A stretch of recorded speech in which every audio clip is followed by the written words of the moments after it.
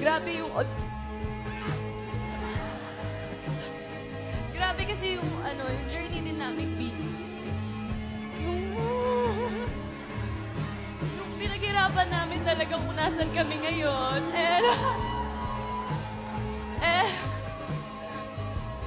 Grabe, kasi lahat kami, yung mga nakikita niyong walo dito, nag-audition talaga kami. Like, talagang pinilahan namin kung nasan kami ngayon.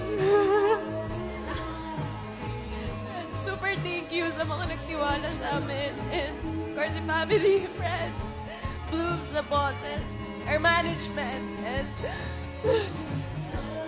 and of course, our brands. Thank you so much. Kasi, who would have thought na parang, nakikita nyo ba yung itsura namin dati? Di ba? Like yung after training, ganun. Sino bang mag-aakala na endorser kami ng Jollibee, di ba?